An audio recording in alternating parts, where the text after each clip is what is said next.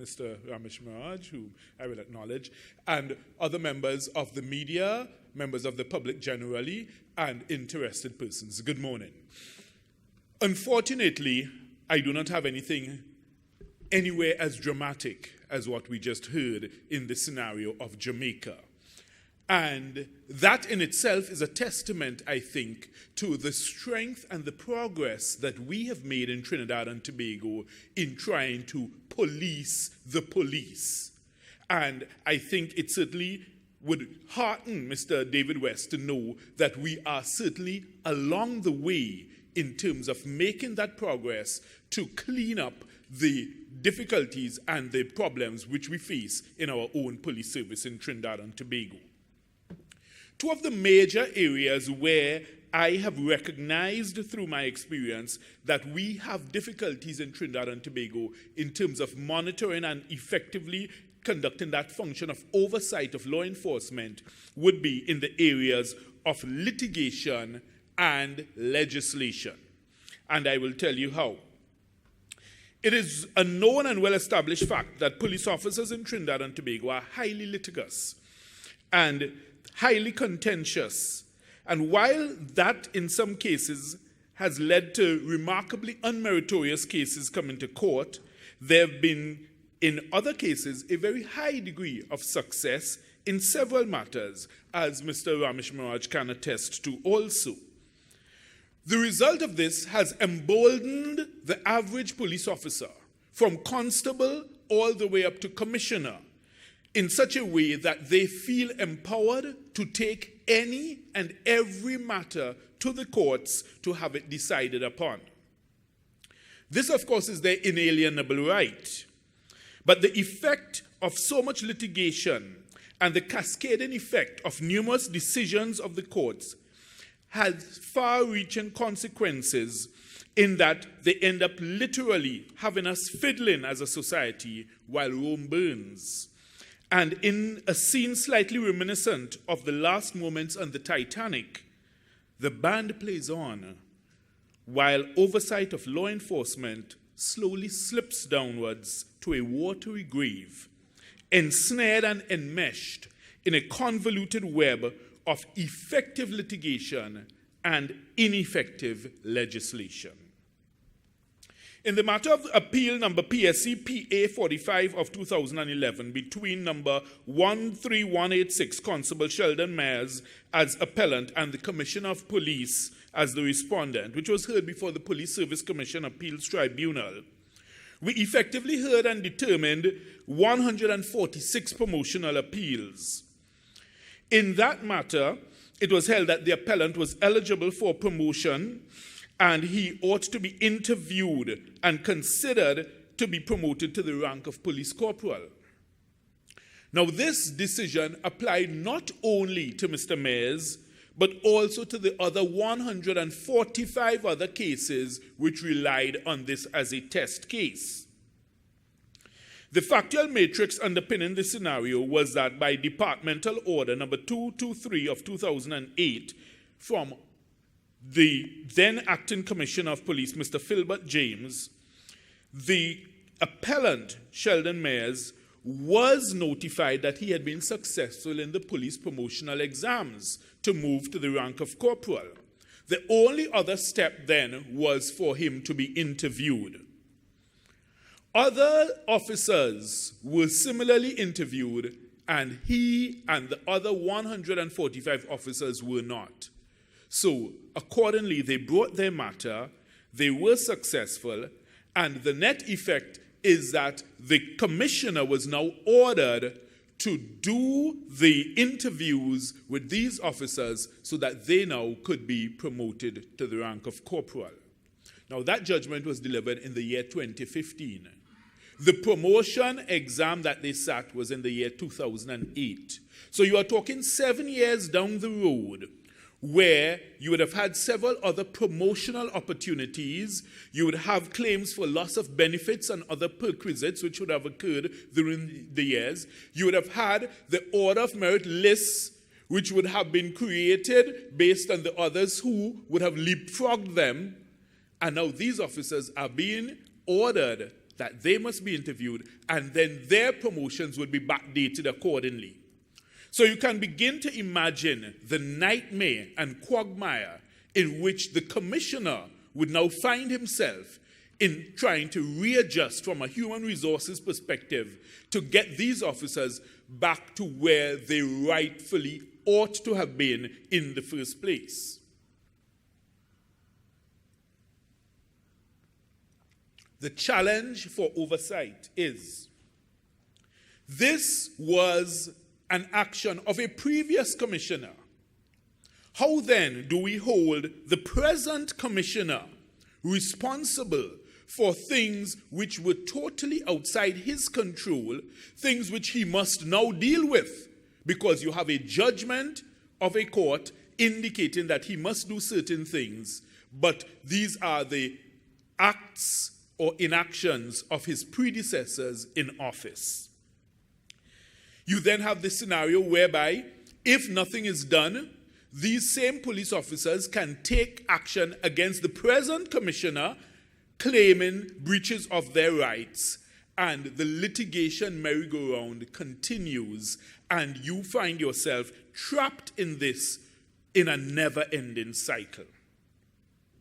Another case I will draw your attention to would be CV 2013-00355 in the matter of the Judicial Review Act, Chapter 708, between Sergeant Wendell Lucas and 17 other sergeants of police.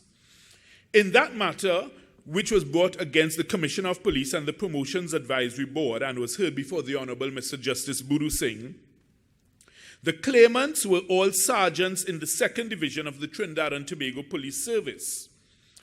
And on 19th December 2012, the Commissioner of Police promoted 51 sergeants to the rank of inspector. The claimants were not among those promoted, and they sued on the basis that they had been awarded that they ought to have been awarded the automatic 35 marks set aside for a promotions exam, which the Promotions Advisory Board ought to have had and never held. So they're saying, through no fault of our own, we are denied the opportunity for these 35 marks, and therefore you must credit us with those 35 marks. Some of the other sergeants in this action also claimed, based on their qualifications and based on certain standing orders in the police service regulations, they ought automatically to also be awarded the 35 marks. The effect of the court's order was, yes, they are entitled to the 35 marks, and their scores must be adjusted accordingly. Now, bear in mind, you already have 51 officers promoted from the rank of sergeant to inspector ahead of them. These 51 officers have already been serving, gaining time and tenure as inspectors of police. The court order now dictates that these applicants, these new sergeants, must now be given the 35 marks, which will now put them in rank above some of those who were promoted previously. It puts them, in terms of their scores, higher than some of the others who went before. So now you have a massive readjustment and realignment exercise, which particularly relates to the question of the order of merit and the question of seniority. Again, where you have such scenarios occurring, when it was not under the watch of the present commissioner, how then do you manage and measure his handling of such a scenario when it's a fault that is not attributable to his action or inaction? Legislation presents the next difficulty or hurdle in terms of managing the oversight of law enforcement.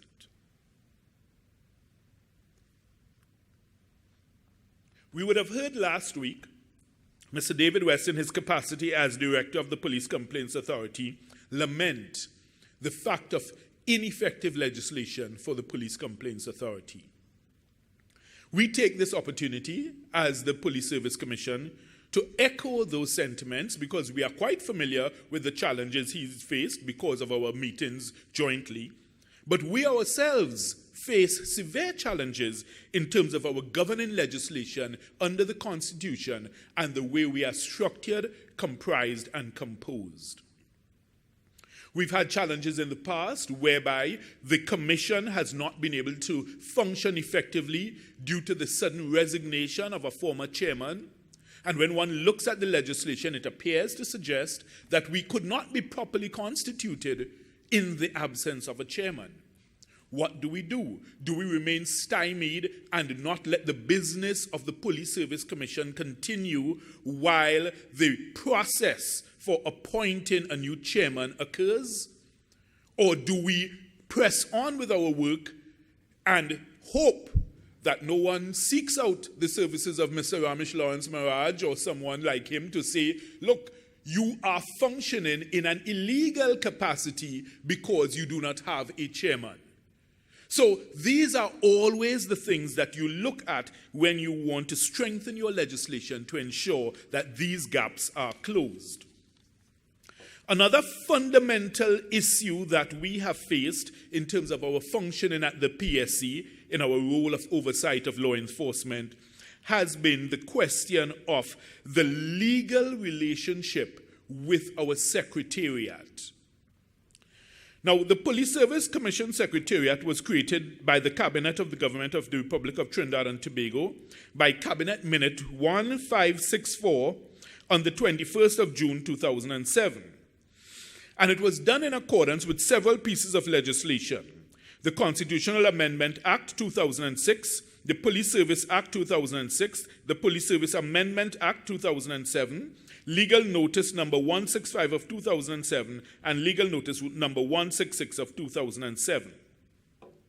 Now, there's clear need for legislative reform of the Secretariat, because what we have it as, it is now a subunit of the Service Commission's department, but it is still supposed to take its directions from the Police Service Commission.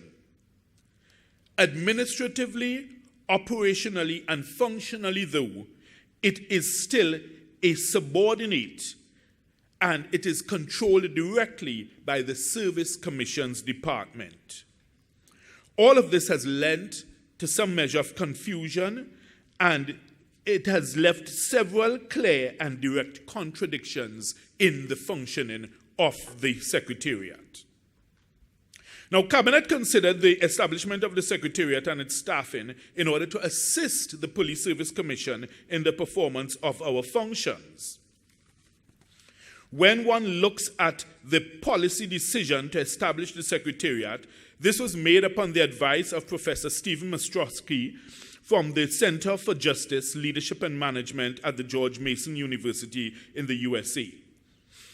It was said that in order for the Police Service Commission to effectively perform its function in accordance with the new system of governance of the police service, the Commission should have the capacity to do so. Now, this sounds simplistic, but it's not as simple as it sounds, because what we have is a situation where within the current legislative construct, because the Secretariat, although operationally responsible to the Police Service Commission,